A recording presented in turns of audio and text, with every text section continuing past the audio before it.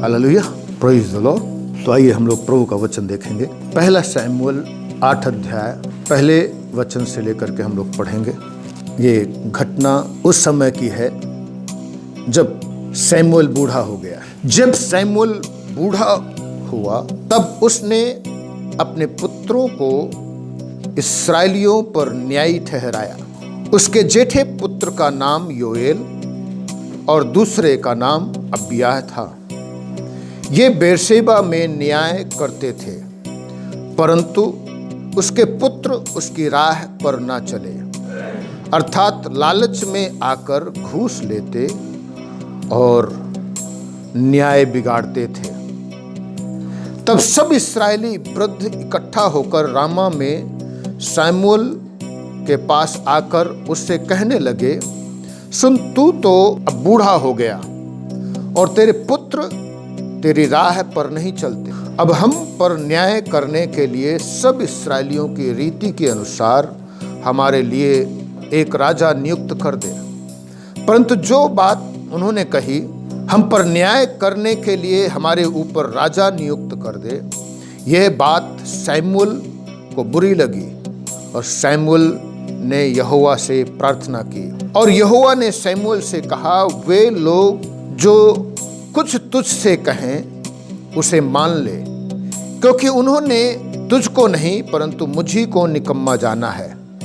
मैं उनका राजा ना रहूं। फिर 20 वचन, जिससे हम भी और सब जातियों के समान हो जाएं और हमारा राजा हमारा न्याय करे और हमारे आगे आगे चलकर हमारी ओर से युद्ध करे। जो चीज मैं आपके साथ बांटना चाहता हूं विशेष तौर से, विषय है, टॉपिक है, परमेश्वर अपने चुने हुए लोगों के बीच में रहना चाहता है और उनका राजा होना चाहता है, उनका शासक होना चाहता है। अंग्रेजी में कहें, God wants to live among his covenant people and be their ruler। परमेश्वर चाहता है कि वो अपने चुने हुए लोगों के बीच में रहे और उनका राजा हो, उनका शासक हो। लेकिन हम मनुष्य क्या सोचते हैं? हम जो चुने हुए लोग हैं वो क्या सोचते हैं? हम जब अपने चारों ओर देखते हैं, हर एक व्यक्ति का अपना अलग आइकन है जिसको वो बहुत पसंद करते हैं और लोगों के अपने अपने चॉइस के अनुसार वो चाहते हैं कि वो उनकी तरह बने। किसी समय जब हमारे देश में सचिन तेंदुलकर खेलते थे, बहुत सारे क्रिकेटरों का जो आइकन हुआ करता था, जो आदर्श होता था, वो थे सचिन तेंदुलकर। उनकी तरह खेलना चाहते थे। उन्होंने तो अपनी पारी अच्छी खेली, लेकिन जिन्होंने उनको अपना आइकन बनाया वो ज्यादा समय नहीं चल पाए। It was cause of failure.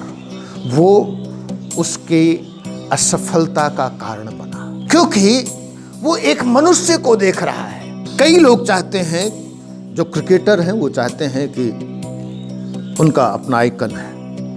कई लोग एक्टिंग में, जिनको एक्टिंग करना बहुत पसंद है, वो उनका अपना अलग आइकन होता है। और कई लोग जो है उनके नाम के का सरनेम जो है कई बार कहलाना बहुत पसंद करते हैं। हमारे शहर में आप लोग देखते होंगे, जो एक्टर उनकी तरह बाल बनाना और उनकी तरह करना। कई लोग तमाम हीरो लोगों की तरह रहना चाहते हैं, होना चाहते हैं। लड़कियों के भी तमाम अपनी हीरोइनें हैं जिनकी वो उनकी तरह रहना चाहती हैं। कई लोगों के आइकन जो है पॉलिटिशियन है। इस प्रकार से वो उनकी तरह होना चाहते हैं। कई विशेष तौर से जवान बच्चों में वो देखते हैं अपने फ्रेंड्स लोगों को। कई फ्रेंड्स लोगों के उनके पास मोबाइल होगा, उनके पास जो है एंड्रॉयड मोबाइल है, तो चाहते हैं कि वो उनके पास भी, जबकि अभी कोई काम नहीं है उसके लायक, लेकिन वो चाहते हैं कि उनके पास भी एंड्रॉयड मोबाइल हो, अपना पर्सनल। घर में है, उससे वो संतुष्ट नहीं। उनके पास अपना पर्सनल मोबाइल हो, उनके फ्रेंड्स लोगों के पास मोटरसाइकिल है तो उनके पास भी मोटरसाइकिल हो, और साधारण मोटरसाइकिल नहीं, हमें उससे अच्छी चाहिए। We want to be, हम उनकी तरह होना चाहते हैं। मोबाइल, बाइक और साइकिल, कई बार जो है लोगों के लोग जो है शादी विवाह करते हैं, तो शादी विवाहों में आप देखेंगे अपने बेटे की शादी करना चाहते हैं तो वो चाहते हैं कि जो पास पड़ोस के लोग हैं उनसे ज्यादा उनको दहेज मिले, ताकि वो अपने मार सके कि हमारे बेटे की ऐसी शादी हुई है। कई लोग जब लड़कियों की शादी करते हैं तो अपने उसको नहीं देखते हैं, परंतु वो चारों तरफ के लोगों को देखते हैं कि उन्होंने क्या दिया है, उन्होंने क्या दिया है, उन्होंने क्या दिया है, हम उनसे ज्यादा अच्छा देंगे। वो दूसरों की तरह है, जैसा दूसरे लोग करते हैं वैसा ही खुद करना चाहते हैं। ये कई ऐसी चीजें हैं जो हमारे जीवन को प्रभावित करती हैं। किसी ने अच्छा मकान बनाया है तो हम उससे अच्छा हम कुछ दिखाना चाहते हैं। हमारे अंदर जो इच्छा होती है वो ये है कि हम कुछ मतलब लोगों के जैसा लोग हैं वैसे ही हम भी करना चाहते हैं। जैसे 20 वचन में हम लोगों ने पढ़ा, ये इस्राएली कह रहे हैं जिससे हम भी और जातियों और सब जातियों के समान हो जाए। सबसे महत्वपूर्ण ये है हम भी और सब जातियों के समान हो जाए। ये तो मैं पर्सनली लेकर के आ रहा हूं आपके साथ। लेकिन अब मसीही एक समाज के रूप में, एक समुदाय के रूप में हम चाहते हैं कि हम भी दूसरों की तरह हो जाएं। मेरे प्रिय, मैं 2-3 चीजें आपके साथ बांटना चाहता हूं जो इस्राएलियों के लिए पतन का कारण बना। ये दूसरों की तरह होना उनके लिए पतन का कारण बना। हमें जांचना है, परखना है अपने आप। जब भी आप दूसरे की तरह बनेंगे, ये ध्यान रखिए, आप सदैव असफल होंगे। अगर आप दूसरों के जैसे बनने की कोशिश करेंगे, आप कभी भी उन्नति को नहीं देख पाएंगे। लेकिन जब आपका आदर्श यीशु मसीह होगा, तभी आप सफलता की सीढ़ियों को चढ़ सकते हैं। क्योंकि यीशु मसीह परफेक्ट, उसमें कोई दोष नहीं, वो निर्दोष है, वो पवित्र है, वो परमेश्वर है। जब आप यीशु मसीह को अपना आदर्श बनाएंगे, तभी आप सफलता की सीढ़ियों को चढ़ना शुरू कर पाएंगे। जब भी आप मनुष्यों को अपना आदर्श बनाएंगे, ये ध्यान रहे, तभी आप असफल होंगे। आपका जो आदर्श होना चाहिए वो यीशु मसीह होना चाहिए। यीशु मसीह की सेवकाई होनी चाहिए, यीशु मसीह का व्यवहार होना चाहिए, यीशु मसीह का बर्ताव होना चाहिए। हालेलुया। पहली चीज जो मैं बताना चाहता हूं वो ये है, उनको अधिकार और लालच की ओर धकेल दिया। इस बात ने सब जातियों के समान होने की जो प्रवृत्ति है वो कई बार हमें दूसरों की तरह लालची और अधिकार जताने वाला बना देती है, सेवा भाव करने वाला नहीं बनाती है। जब हम 8 अध्याय का पहले वचन को पढ़ते हैं और दूसरे वचन को, यहां पर सैमुअल के बुजुर्ग का वर्णन है कि वो बूढ़ा हो गया। दूसरे में सैमुअल के 2 बेटों का वर्णन है, और तीसरे में वो लोग क्या कर रहे हैं, लालच में आकर के घूस लेते थे और न्याय बिगाड़ते थे। ये जो उन दिनों में जो न्यायी होते थे, इनफैक्ट वो सिर्फ न्याय करने वाले ही नहीं होते थे, परंतु ये जो है कमांडर होते थे उसके सेना के। जो न्यायियों की पुस्तक जब आप पढ़ेंगे तो जो न्यायी लोग होते थे वो सेना के कमांडर होते थे। तो ये अधिकार भी जताते थे। तो पहली चीज लालच करना और फिर अधिकार जताना। जब आप एली के बेटों के विषय में पढ़ेंगे तो एली के बेटे भी इसी उसमें पहुंच गए थे। एली के जो बेटे थे वो अधिकार जताते थे और लोगों से जबरदस्ती छीन लेते थे, जिसके कारण जब युद्ध हुआ फिलिस्तीनियों के साथ, उस समय एली के 2 बेटे मारे गए उनके पाप के कारण। और उसके बाद जैसे ही एली के बेटों के मरने की खबर आई, वैसे ही एली जो बैठा हुआ था कुर्सी में वो गिर गया और वो भी मर गया। और उसकी सूचना जब एली के बहू मतलब बेटे की पत्नी को मिली, वो गर्भवती थी, वो भी दूहर गई और वो भी मर गई। ये जो लोगों को देखने की प्रवृत्ति है वो कई बार हमारे लिए विनाश का कारण बनती है। जब हम मत्ती रचित सुसमाचार उसका 20 अध्याय 25 और 26 पढ़ते हैं, वहां पर यीशु मसीह ने वार्न किया है, चेतावनी दी है। 20 अध्याय का 25 और 26 वचन। यीशु ने उन्हें पास बुलाकर कहा, तुम जानते हो कि अन्य जातियों के हाकिम उन पर प्रभुता करते हैं और जो बड़े हैं वे उन पर अधिकार जताते हैं, परंतु तुम ऐसा नहीं, पर तुम में ऐसा नहीं होगा, परंतु जो कोई तुम में बड़ा होना चाहे वो तुम्हारा क्या बने, सेवक बने। परमेश्वर चाहता है कि हमारा जो जीवन है वो लोगों की तरह नहीं, दुनिया के लोगों की तरह नहीं, हम मसीही लोग दूसरे लोगों की तरह नहीं होना चाहिए हमारा जीवन, कि दूसरे लोग कैसा जीवन व्यतीत करते हैं, परंतु परमेश्वर का वचन बताता है जो तुम्हारा अधिकारी हो वो तुम्हारी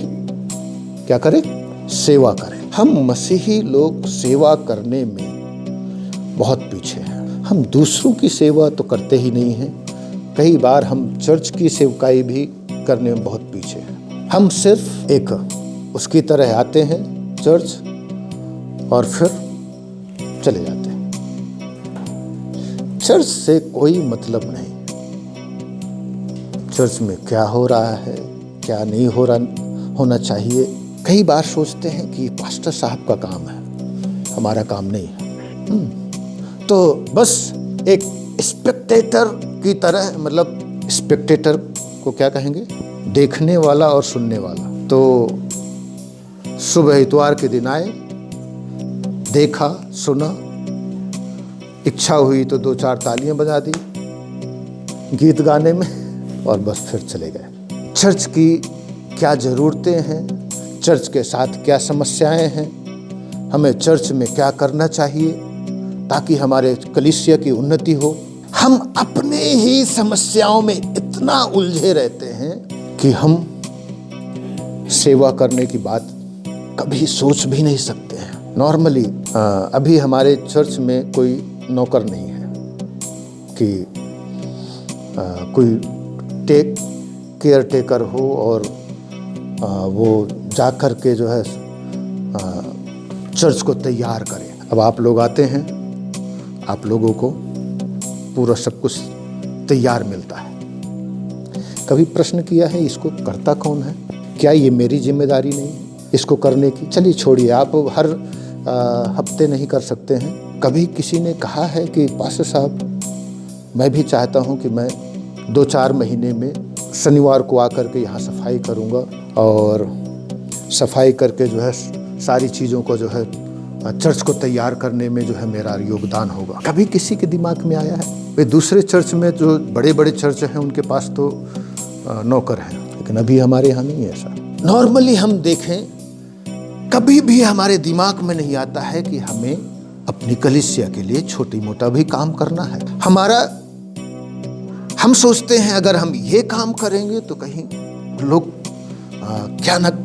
लोग क्या कहेंगे हमें। मैं अभी किसी ने एक वीडियो डाला था, उसमें तो एक लड़की है जो चर्च के प्रेमिसेस में जो है धुलाई करती है। उसका काम था, उस हर शनिवार को पहुंचती थी अपनी गाड़ी से और धुलाई करती थी।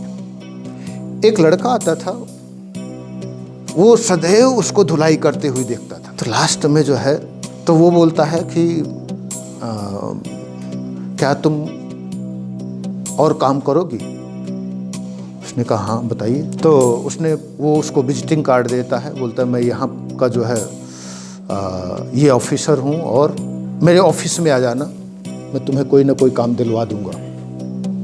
अब वो सोच रहा है सफाई का काम, तो इससे अच्छा काम दिलवा दूंगा। तो बोलती है, वो जाती है अपनी गाड़ी का चाबी खोलती है, 4 पहिए गाड़ी, वो अपना विजिटिंग कार्ड लेकर के आती है। वो CEO थी किसी कंपनी की, और जब वो अपना विजिटिंग कार्ड देती है, बोलती है इससे अच्छा जॉब कहीं हो मेरे लिए तो बताइएगा।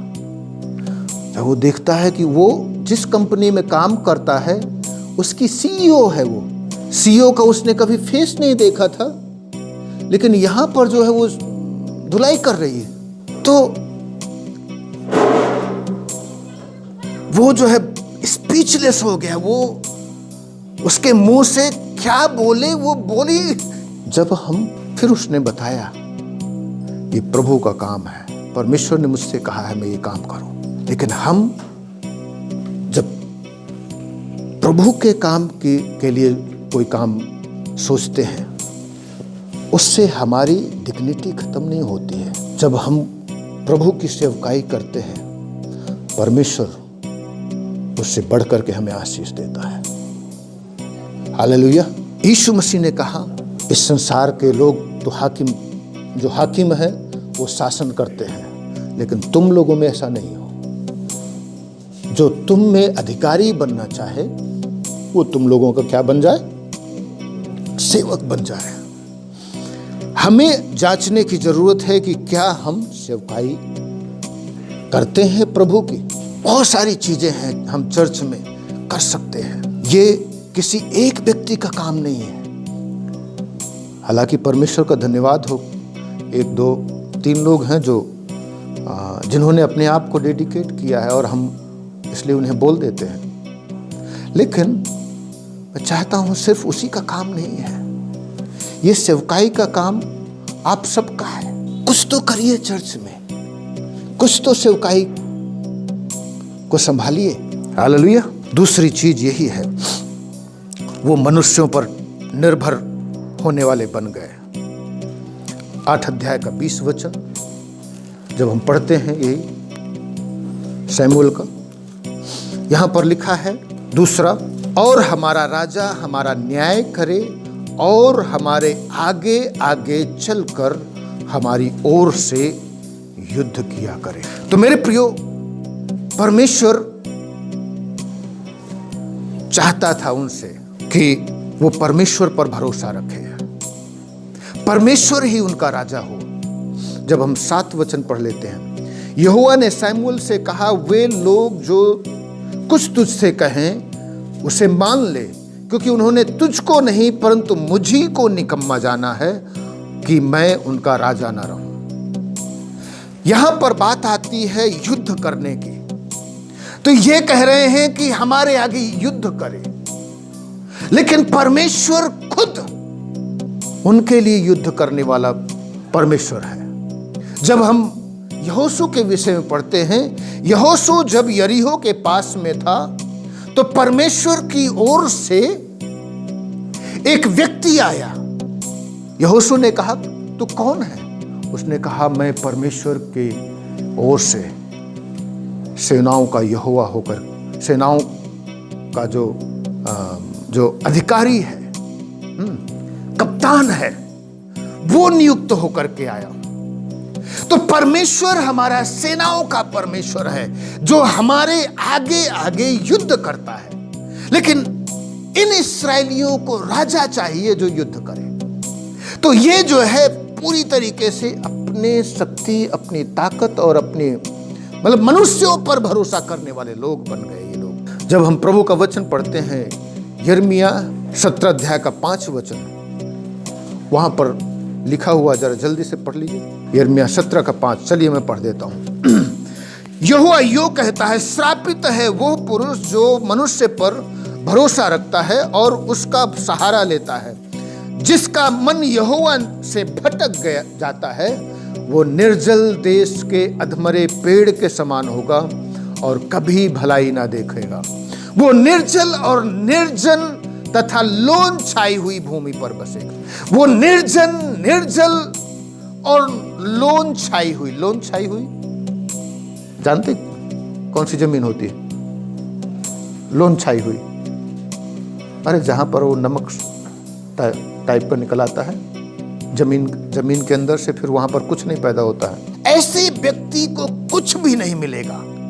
जो व्यक्ति, जो जाति और जो समुदाय ऐसा जीवन व्यतीत करता है, उसको कुछ नहीं मिलेगा। जब हम साउल के विषय में देखते हैं, साउल की असफलता का कारण भी यही है, वो मनुष्यों पर भरोसा रखा, उसने परमेश्वर पर भरोसा नहीं रखा। लेकिन दाऊद की सफलता का कारण क्या है? जब भी दाऊद युद्ध करने जाता था, राजा था वो, लेकिन वो जानता था कि ये राजा मैं नहीं हूं, परंतु परमेश्वर सेनाओं का प्रभु वो हमारा राजा है। और जब भी वो युद्ध करने जाता था, वो सबसे पहले पूछता था। और जब आप लोगों पढ़ेंगे, वहां पर एक बार युद्ध करने के लिए गया दाऊद, परमेश्वर से पूछा, प्रभु बता मैं युद्ध करने के लिए जाऊं? उसने कहा हाँ जा, लेकिन ये ध्यान रखना, वहां पर जब सहतूत के पेड़ों की फुनगियों में तुम देखो कि सेना के जैसे चलने की आवाज देखो आप समझ सकते हैं। सहतूत के पेड़ों की फुनगियों में जब तुम लोग सेनाओं के चलने की आवाज सुनो, तो समझ लेना परमेश्वर यहोवा जो है युद्ध करने के लिए पधार गया है। और फिर जब तुम युद्ध करोगे, जीतोगे। वो पूरी तरीके से परमेश्वर पर आश्रित रहा। लेकिन जब हम अपनी शक्ति, अपनी बुद्धि, अपने उस पर आश्रित होते हैं, हम लोगों को असफलता मिलती है। कई बार हम हर चीज में बहुत मेहनत करने वाले होते हैं और लास्ट में प्रभु को महत्व नहीं देते, प्रभु को एक दरकिनार कर देते हैं और हमारी मेहनत, हमारी बुद्धि, हमारी समझ, परमेश्वर सारे रास्ते खत्म करना शुरू कर देता है। चल तो अपनी मेहनत ही कर, अपनी बुद्धि का सहारा ही ले ले। तो यही हुआ यहाँ पर। हम देखते हैं प्रभु का वचन, उन्होंने राजा की मांग की, परमेश्वर ने कहा ठीक है बना लो राजा। और यही उनके पतन का कारण हुआ। धीरे धीरे धीरे धीरे धीरे धीरे इस्राएल समाज पतन की ओर चलता गया, परमेश्वर पर भरोसा नहीं रखा। तीसरी चीज जो मैं बताना चाहता हूं, वो लोगों की तरह होना जो है, वो आत्मिक अंधकार की ओर उन्हें ले गया। जब हम निर्गमन की पुस्तक 32 अध्याय का 1 वचन पढ़ते हैं, वहां पर उन लोगों ने अपने लिए मूर्तें बना ली, बछड़ा बनाया सोने का और कहने लगे यह हमारा परमेश्वर यहोवा है। परमेश्वर जब हम लोगों को चुनता है तो हमें इसलिए नहीं चुनता है कि हम लोगों के समान बन जाएं, अपने चारों तरफ की जातियों के समान बन जाएं, परंतु परमेश्वर जब हमें चुनता है तो इसलिए चुनता है कि हम अपने आप में नमक रखें, अपने आप में ज्योति रखें। ये इनके इस्राएलियों का पतन का कारण ये था कि ये अपने चारों तरफ के उसके समान बने, लेकिन परमेश्वर चाहता था कि वो खुद अपनी प्रजा के बीच में रहे और उनके साथ उनका राजा बने, उनके साथ युद्ध करे। और इसलिए प्रभु ने उनको चुना और वो चाहा कि वो लोग एक उसमें रहें। जरा मेरे साथ निकाल सकते हैं आप लोग जरा जल्दी से पढ़ लेते हैं। ये लय व्यवस्था 20 अध्याय का 26 वचन। मैंने तुम्हें और देशों के लोगों से इसलिए अलग किया है, हालेलुया, कि तुम निरंतर मेरे ही बने रहो। और 2 कुरिन्थी 6 अध्याय का 17 और 18 वचन में, वहाँ पर प्रभु का वचन में लिखा है, और यशायाह 52 और 11 वचन में लिखा है, पर उनके बीच में से क्या करो, निकल आओ। उनके जैसे, उनके बीच में से निकलने का मतलब ही नहीं कि हम अपना घर बेच करके कहीं और घर बनाएं। क्या लिखा है?